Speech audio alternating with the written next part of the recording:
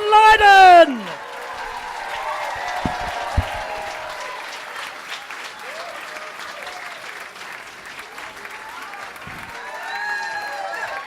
Hello! Hello, poor people. My husband and I. Yeah. We're very happy to be here. Can anyone do the royal wave? Hello, thanks Hello. for coming. I didn't think there'd be a turnout like this.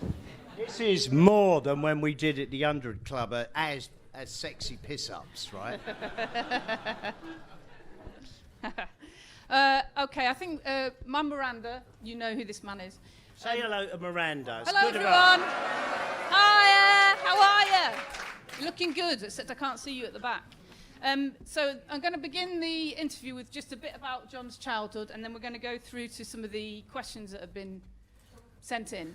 The initial idea was that everybody who asked a question that got read out got a signed book from John, but John has just spent quite a long time signing all the books, so everybody's going to get a signed book.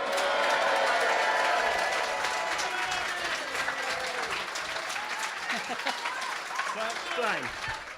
Okay, so we're going to start off. We're going to start off with your childhood. Yeah, I had one. Yeah, you did. Next. Okay. Shall I go through my questions? Okay, you were clearly bright. Your mum taught you to read before you were 4. How were you treated when you went to school? Oh, like a fucking bad bastard, hateful Catholic fucking nonsense, you know? I was left-handed. See, that wouldn't have been a problem to my mum or my dad or any of us. And I thought, you know, the fact that I could read and write at 5 would have been, you know, helpful. No. The fucking nuns that run the school, right? Right? And in them early days, they seen left-handed as a sign of the devil. You know. The devil has signed 350 books this evening.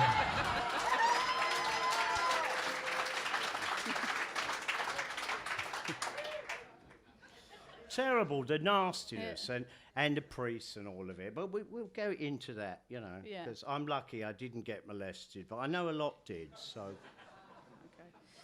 Okay. Well, not willingly.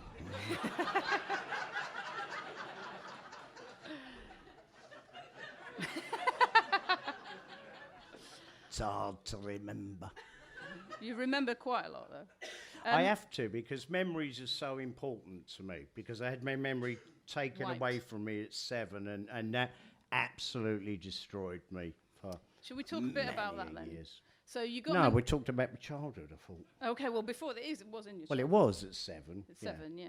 But your very early life Sorry, in the Miranda, book. am I being difficult? No, you're not being difficult at all. You're being fine. Would you like to talk about meningitis now or later? I'd like to talk about nothing at all and get drunk with a lot of you. And possibly have a round of bingo. Do that. But a lot of the Fucking time hell. in the book, you say that you're actually quite a kind of stickler for truth. You don't like people telling lies. Do you think that's part of that? This is vagueness in your this background? goes back to meningitis. You lose your memory. You're in a coma for such a long time. You're in hospital for a year. You come out, you don't remember anybody or anything. You don't know who these strangers are that take you away. You've become for me, institutionalised. I was feeling kind of safe in a very cold, hostile environment called a hospital. That, for me, was my comfort. They pushed me and took me outside of that, so I had to fight for the right to find out who I was. So, in many ways, meningitis, I've got to tell you, was God's greatest gift to me, because it made me have to find out who I really was, rather than settle for the car thief I could have grown up to being quite naturally. It's as important. It's like I've got that gift now of being able to look at myself outside of myself, and that don't make me bipolar. And that's because you had to learn about yourself. So you got meningitis You at 7. find out who you are, and then you look back, and when the memories start flooding back, and you go, oh my God, have I let myself down? Have I done anything wrong? And the guilt for not remembering your own parents and what they've done for you. Never get over that. Never, ever, ever. And I hope you hear it in the songs. This is Pistols. They're full and flooded with that. And that's not me being selfish, but if I've got the gift of making music, well, then it's going to have to be an accurate portrayal. I mean, I would have loved to have been a writer, and in many ways I am now, but with that added bonus of music, where I love books. They're great, I do. Listen, libraries to me, that's my church, right? You know, absolutely. And now I found this added bonus of sound that can portray the bigger picture ever so much more accurately. When you came out of meningitis, though, there's a couple of things that happened. Obviously, you had to get your memory back. Yeah, 4 years that took. And also, you found that you were really sensitive to kind of certain emotional situations. You kind of seeing things. Because of that, I clue into everything, detail. I have to rely on my memory.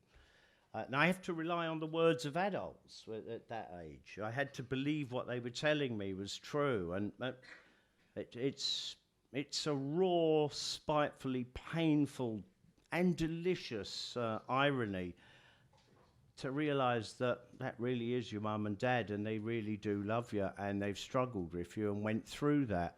And no self-pity here from me.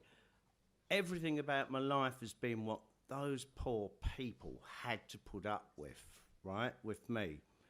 We're talking about the Sex Pistols now. You know what I'm saying?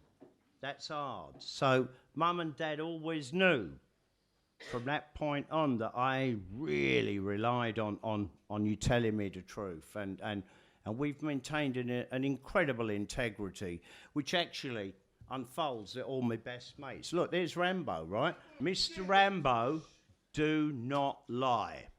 Not ever.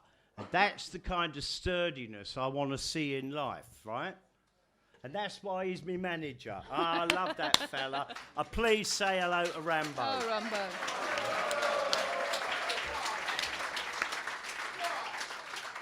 The other one, my wife, Nora, she can't be here tonight. There's a woman who won't take a fib off me.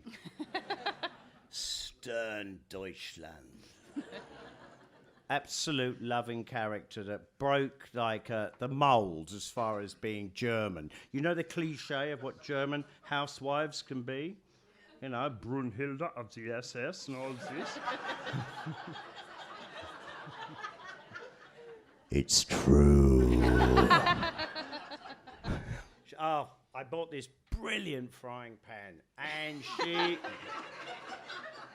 she warned me, don't come home drunk unless you tell me. I fell through the front door. She found me passed out. I didn't close the door, and she woke me up and hit me with the pan.